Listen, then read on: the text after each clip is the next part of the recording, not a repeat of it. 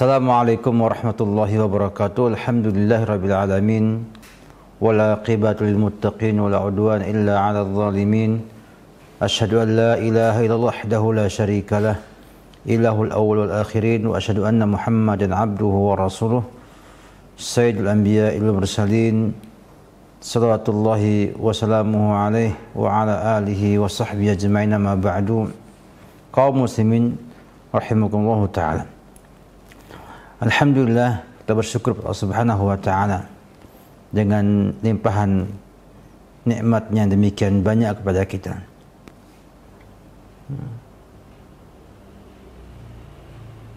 Di antaranya adalah nikmat diutusnya Rasulullah SAW membawa ajaran Islam yang lengkap dan sempurna ini,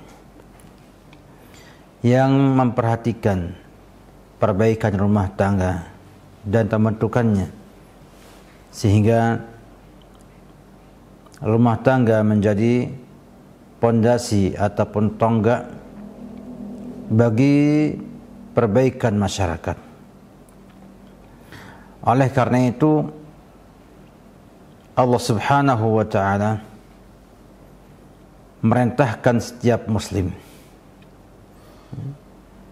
untuk mengupayakan perbaikan dalam rumah tangganya secara maksimal. Ini nampak dalam firman Allah Subhanahu wa ta'ala, ya ayyuhalladzina amanu qu anfusakum wa ahlikum nara wa quduhan nas wal hijarah. Hai orang yang beriman, peliharalah dirimu dan keluargamu dari api neraka yang bahan bakarnya adalah manusia dan batu. Surat At-Tahrim ayat yang ke-6. Sini Allah memanggil kaum mukmin, wahai orang-orang yang beriman. Sahabat yang mulia Abdullah bin Mas'ud mengatakan, idza sami'tumullah yaqul ya ayyuhalladzina amanu fas'i sam'ak fa innahu ya'ti bil amr awin nahi. Kata beliau, apabila engkau mendengar adanya Allah berfirman ya ayyuhalladzina amanu, maka pasanglah telinga,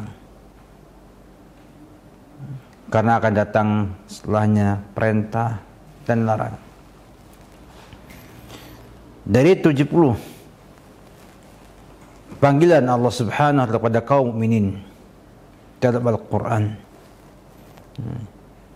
dimulai dengan ya ayyuhalladzina amanu la taqulu ra'ina wa qulu unzurna wasma'u, sampai pada Allah Subhanahu wa ta'ala ya ayyuhalladzina amanu tubu ila Allahi taubatan nasuha dalam surat Tahrim. Di antaranya adalah ya ayyuhalladzina amanu qu anfusakum wa ahlikum nara wa quduhan nas wal hijar.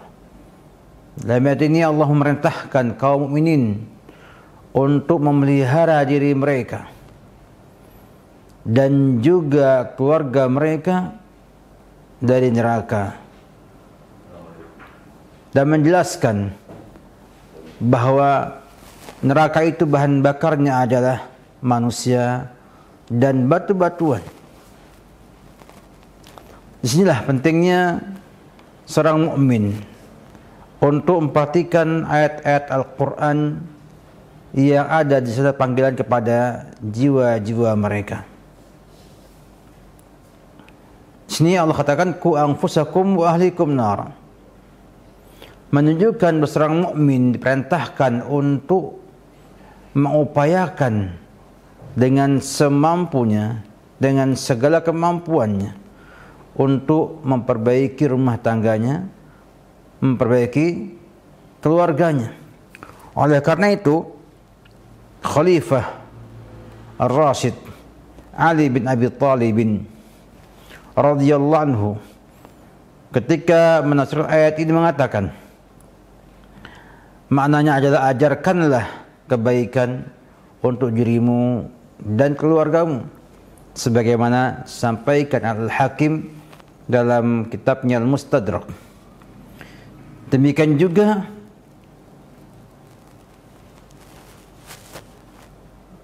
terjemahanul Quran Abdullah bin Abbas menafsirkan ku anfusakum wa ahlikum nara dengan addibu ahlikum.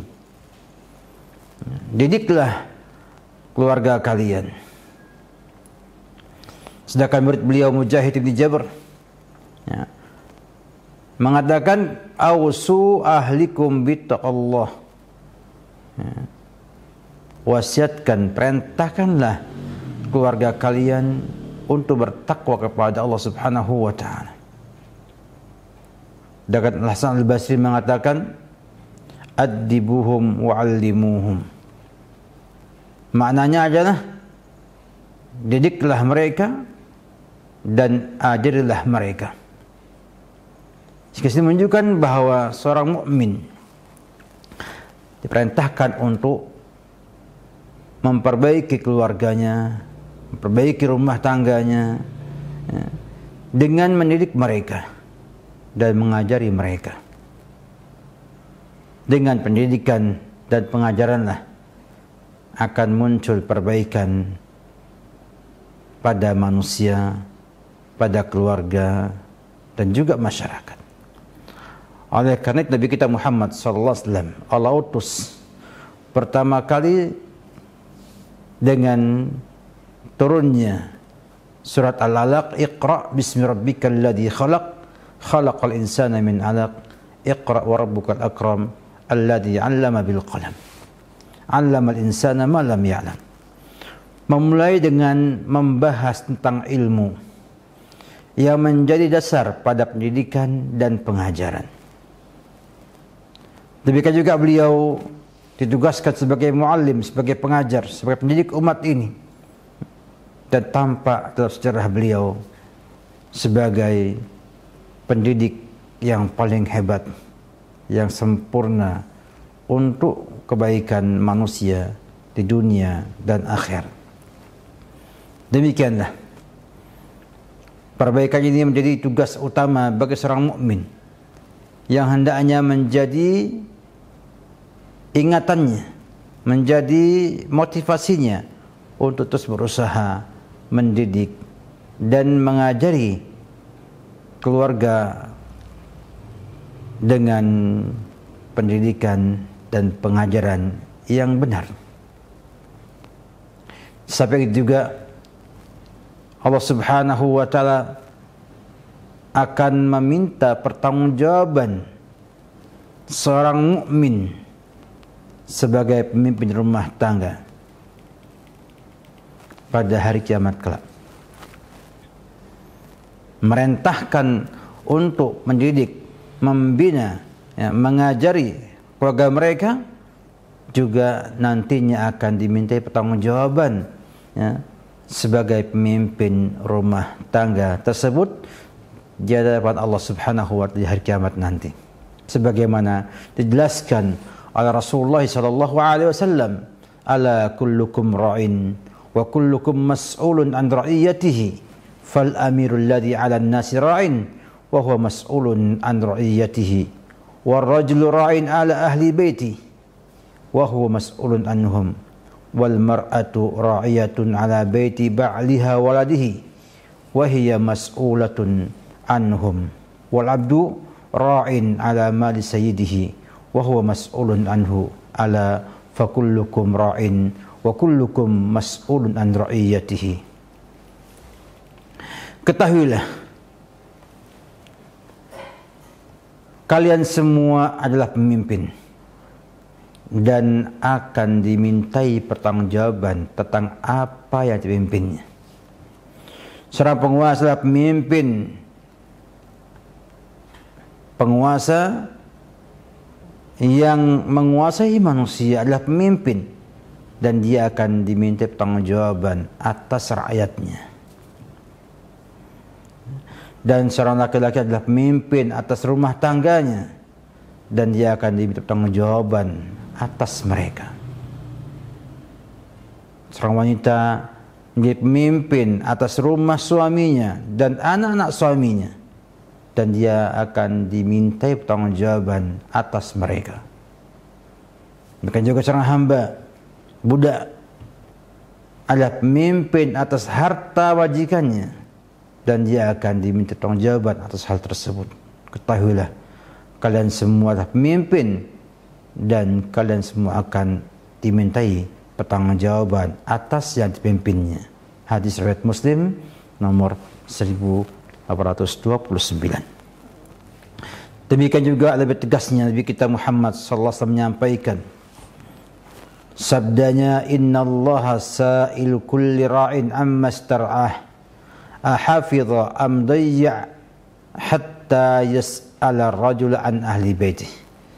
Sungguhnya Allah menanyakan semua pemimpin tentang semua yang dipimpinnya, apakah dia telah menjaganya atau menelantarkannya, hingga ditanya tentang keluarganya, hingga Allah menanyakan, meminta pertanggungjawaban seseorang atas keluarganya. Hadis riwayat An-Nasa'i dari Ibn Hibban dan dihasankan oleh Syekh Al-Albani dalam kitabnya Silsilah Hadis Sahihah nomor 1636.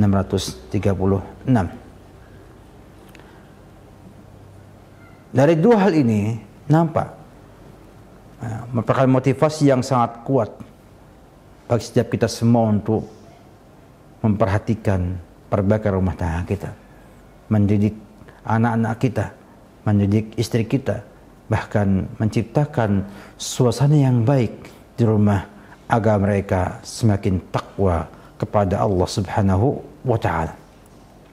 Sampai juga ada faktor lainnya yang mendukung seorang mukmin untuk berusaha memperbaiki rumah tangganya, adalah fungsi rumah sebagai tempat untuk menjaga dirinya dan juga keluarganya dari berbagai macam keburukan. Bahkan rumah menjadi tempat berlindung dari fitnah yang menyesatkan. Nabi kita pernah menjelaskan ini dalam sebuah hadis yang sahih, yang disampaikan oleh Tabrani dalam Mu'jam al-Awsat dan Mu'jam al-Saghir dengan sanad yang hasan, sebagaimana disampaikan oleh Syekh Al-Albani dalam Sahih At-Targhib nomor 2855. Beliau bersabda, tuba liman malaka lisanah wasi'ahu baituhu wa baka ala khati'atihi. Beruntunglah seorang yang mampu menjaga lisannya, merasa lapang dengan berada di rumahnya, dan selalu menangis atas perbuatan dosanya. Dalam hadis yang lainnya pun Nabi bersabda sallallahu alaihi wasallam, selamatnya seseorang ketika fitnah adalah dengan menetapi rumahnya, dengan tinggal di rumahnya. Ini disampaikan oleh Imam Ad-Dailami dalam Mustad Al-Firdaus, dan dihasankan oleh Syekh Al-Albani rahimahullah dalam Jami' Sahih Jami' As-Saghir nomor 3649. Jadi nampak sekali bahwa rumah punya fungsi yang sangat hebat sebagai tempat berlindungnya seorang manusia, seorang mukmin, dari hujan, dari angin, dari hal-hal yang lainnya yang bisa merusak fisiknya, dan juga tempat berlindung mukmin ketika muncul fitnah yang menyesatkan. Nabi katakan selamatnya seorang ketika terjadi fitnah adalah dengan tetap tinggal di rumahnya, sehingga baiknya rumah tersebut, bagusnya rumah tersebut dengan isinya akan memberikan perlindungan yang lebih kepada seorang dari fitnah-fitnah tersebut. Bagi zaman sekarang ini, fitnah tersebar di mana-mana, di jalanan, di mana-mana ada fitnah yang membuat seorang mukmin takut dengan dirinya, takut dengan imannya, takut dengan Islamnya, sehingga rumah menjadi tempat perlindungan yang terbaik. Demikian juga ketika ada wabah seperti ini, pandemi COVID-19 ini, maka rumah menjadi solusi terbaik untuk seorang berlindung dari wabah-wabah tersebut. Oleh karena itu, rumah harus dibuat dan jadikan sebagai tempat yang layak dihuni, yang memberikan kepada kita kebahagiaan dalamnya, sehingga kita bisa tinggal di rumah dan bisa kemudian merasakan keindahan tinggal di rumah dalam keadaan-keadaan tertentu yang mengharuskan seorang mukmin tinggal di rumah, di antaranya adanya fitnah dan yang lain sebagainya tersebut.